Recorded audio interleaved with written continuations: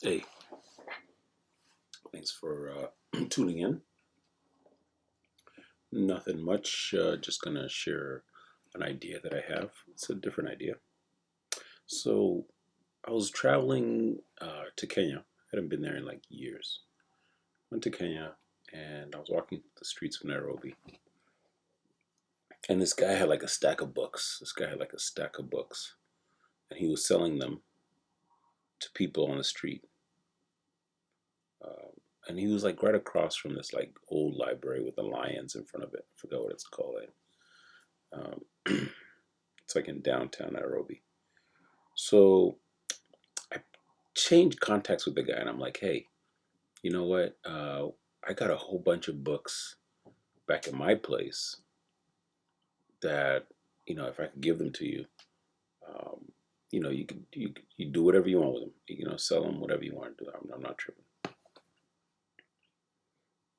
But the thing that I couldn't figure out was like I told him I have to figure out if it's viable to send the books to you in terms of cost. Does it make sense financially to send the books? So, the guy was excited, right? It's like I give him my what's up. He's like, hey, next before I even get back home, I'm already getting text by him. He's like, when are we gonna ship these books? And I'm looking at the cost of shipping books. It's one thing to ship a book like across the country in the United States, like even to a couple cities over. You're talking like I don't know, $3, $4. I think it's $4 to ship a book probably across the country on average. Because I know that because Amazon charges about $4 usually for shipping alone. Uh, but once you cross international waters and you're trying to ship a book across the world, that's not $4 anymore. That gets pretty expensive. That could end up being like $15, $20. I'm just throwing numbers out there. I could be dead wrong, but it definitely costs more than five. And the book itself, if you bought it in the U.S., is probably being sold for no more than $10 max. Now the guy over there, he's gonna sell that book for probably like 400 shillings, which is the equivalent of selling it for $4. I don't know if you see where the math is going here, right? Like it costs more to ship the book than the book actually is worth in terms of selling it there. So doing the math, it's just not worth it. And I try to explain to the guy, like, look, I looked at the numbers. It just doesn't make sense. There's no way to send you these books in a way that would be reasonable enough in terms of cost. And the guy wasn't happy, of course. I get it, because he thought he was going to get a whole bunch of free books that I could send. And I thought I could just probably find a way to be helping him out. But ultimately, and helping myself out, because I don't like to throw books away, man. I, I love reading books now that I can read books. That's a backstory in its own. I'll dive into it real quick. I was not a very good reader as a kid. It took me a whole while to finally get around to improving my reading skills. When I did finally get around to doing that, I kind of wanted to prove to myself. So I really took to diving into reading a lot more books and kind of almost making up for the books that I never read or should have read when I could have read or didn't, lack the ability to read well. It's kind of like that analogy of a guy who's like really muscular, but when they tell you the backstory, they were like this really scrawny kid, a really skinny, scrawny kid that was always getting bullied. So they kind of overcompensate by becoming like really, strong. Um, I think there's the same kind of complex with me in books. But anyways, I'm kind of reaching a certain point where I've accumulated too many books, and I probably need to kind of offload some. So where am I heading with this story? The idea that dawned on me the other day was I can't send these books over there. I don't want to just toss them out. And ultimately, I wanted the books to get to a country in Africa. Like I wanted them to get to Kenya, for example. And so I was like, how do you close the gap on that? The books are physically too big to ship, but you can still get the books to somebody in a different way. Now, I think what I've seen is that, with YouTube, there's a whole different way um, of getting information. You might have to reinvent the idea of delivering a book. I think it's still great to be able to have a book to read, but if I can't get you the book physically there, I can still get you the information there. So with that, I thought, why not create like this little like book club idea? It's like an African diaspora book club where basically I like summarize a book to you online, you know, so that you kind of get the gist of it. I try to find every way to communicate the context of that book to somebody. And then that way if they come across the video, they've essentially gotten what the book was going to be about. They're kind of getting, as my one friend had put it the other day, I forgot what they're called, some kind of notes, cliff notes. I think they're called cliff notes. You're getting the cliff notes on the book.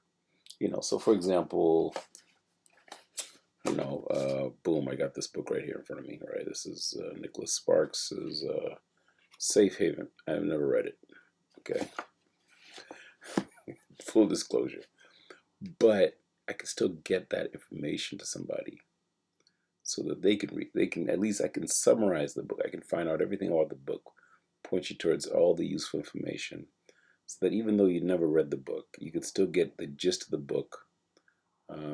Allow you to experience what the book would be about. First of all, you'd even know that the book exists, which I think is the first thing about even telling you about the book. Maybe communicating what the theme, what the ideas of the book is, some of the takeaways, maybe finding some audio or some other YouTube links that even read the book out loud, page by page. Maybe, I don't know, some video clips that relate to maybe scenes from a movie that was remade of the book. Anything that helps the modern day person understand what this book was about without actually having to transport the book overseas. Now, why is this also beneficial? Because on another level, um, I'm taking the spirit of the book and sharing that with somebody. And in all fairness, you might make a few bucks off the views. Like that doesn't hurt anybody. You know what I mean? Like maybe I get like 1,000 views and I get $1. That's a whole dollar that I didn't have before, right? But that is more than what the book probably would have. That's a better ROI on the book than trying to send it somewhere, um, because I haven't incurred the cost of shipping it. Now, the only cost I have incurred is maybe reading it, researching it, trying to gather all the insight from it, and then making that available in terms of content. So I probably lost on time. But time is a construct. What can I say? Time is a construct. You know, um, some things just have to be. So yeah, that's just the idea. Nothing else. So as I go through, you'll probably see me create a whole bunch of these videos. Where you'll be like, why is this guy reading books? Why is he summarizing books? I could just read the book. The book isn't for the people who can just get the book. Of course you can get the book. Go get the book at like half price books, Amazon, blah blah blah blah.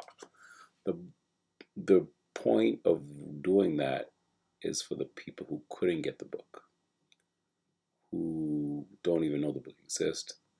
They probably could find this channel and they're like, oh, there's a guy sitting around in a room just reading and summarizing books.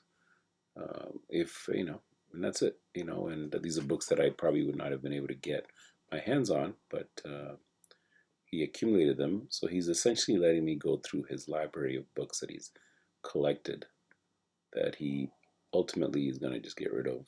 But he's going to give you a quick summary of what they're about in a way that's practically useful to the person listening. So, not to get like all, you know, this isn't a channel where I'm going to be like, oh, you know, hyping myself up, you know, getting dressed up, all that stuff. No, no, no. This is just summarize the book in and out. You know what I mean? Like a robbery.